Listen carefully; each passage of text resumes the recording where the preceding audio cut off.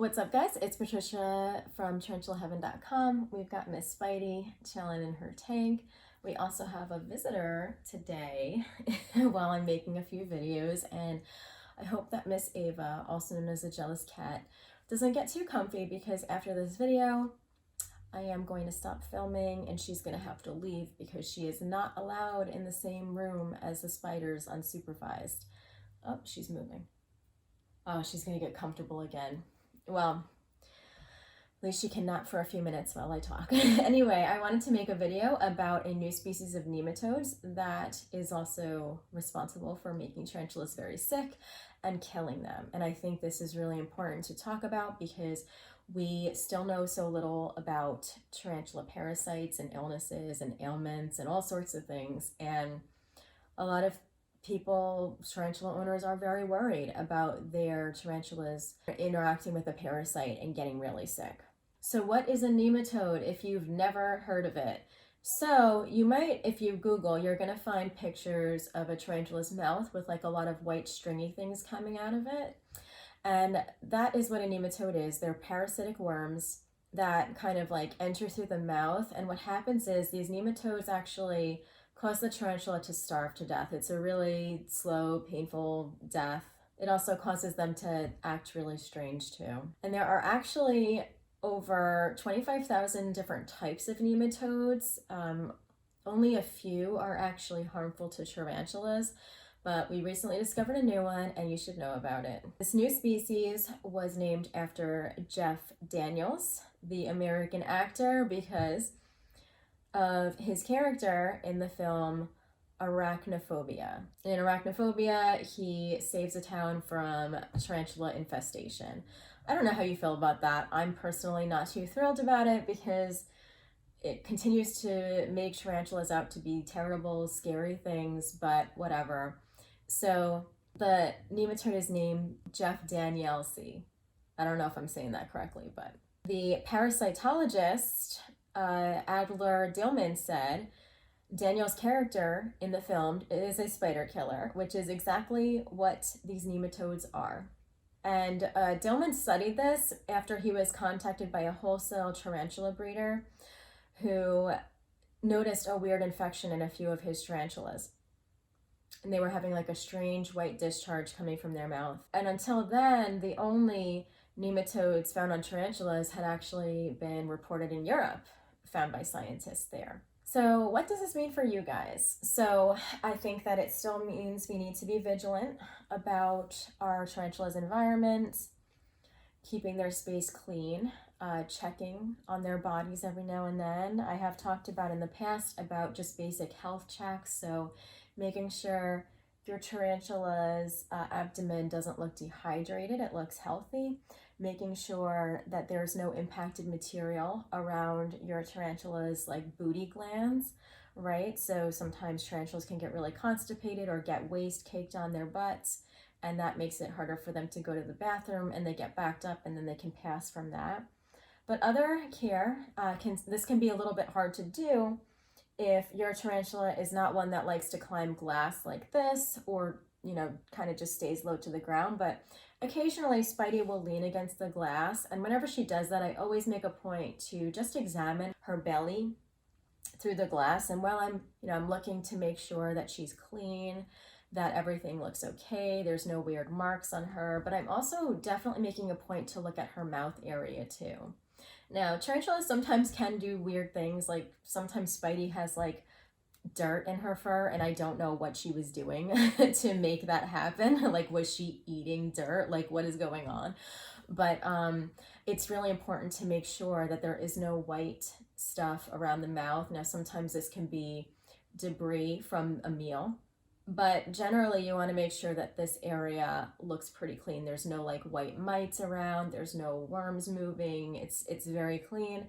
Tarantulas like to keep themselves clean when they're healthy, so you want to really check for stuff like that. Now, right now, we know that nematodes are deadly for tarantulas, and right now there's really no known cure or early intervention that we can say for sure this will work.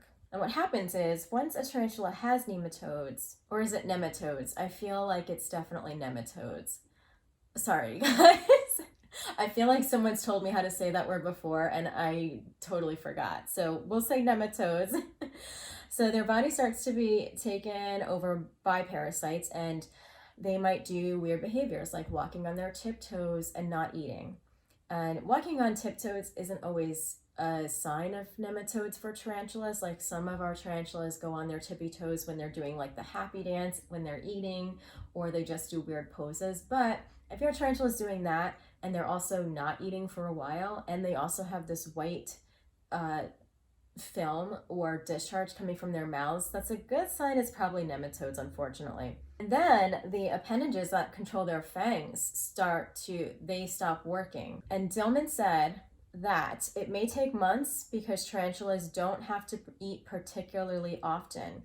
However, if they get this infection, they will die of starvation. I certainly can see that because, yes, some of our tarantulas do starve or fast for very long. And so you may not notice that your tarantula has no appetite for a while. I know that if it were Spidey, I might not catch a nematode infestation for like a year because she's just always fasting. So that can be really hard to catch. And the thing about this particular nematode is that, so this is fascinating. I'm just going to read you the research so that I can deliver it to you well. So this nematode species, they produce their own sperm and eggs because they self-fertilize. What is that? The average lifespan of a single hermaphrodite in the laboratory is 11 days. And just in those 11 days, these nematodes can produce 160 babies. So if you get a nematode infestation, they will be very quickly multiplying. And it's not known if they live longer while they're feeding on a tarantula's body versus in a laboratory. That is still to be seen. And it was also found that these nematodes begin at and only inhabit the mouth area of the tarantula. Dillman said, it isn't clear that the nematodes feed on the spider itself. It's possible that they feed on bacteria that live on the tarantulas. So that's interesting. Regardless, it's really wild that these nematodes can actually take over the tarantula's body and cause such damage that the spider basically starves to death.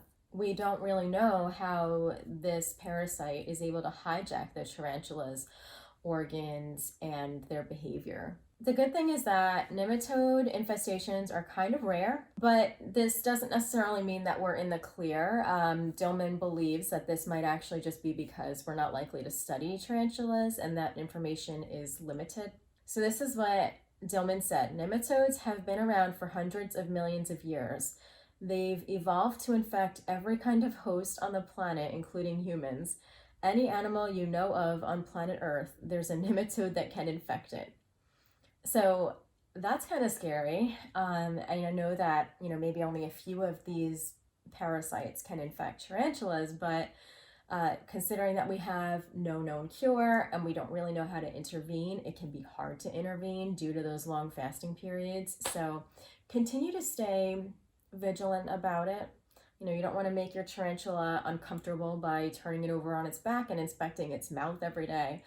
But, when you can, give your tarantula a little look over through their enclosure and just make sure that their area is being clean and that, if you have any sort of parasite, that you are doing like a tank change and you're taking care of it.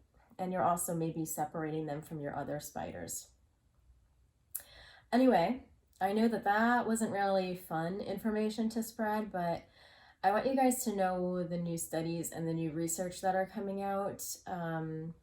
Sometimes I happen to find these from a tarantula group, and so I just want more people to know about them. And I hope that getting more people interested in tarantula research and things about them actually encourages more research if there is a need or a want for it. But anyway, I hope you and your spiders are doing well, and I will see you next week for Tarantula Tuesday. Take care.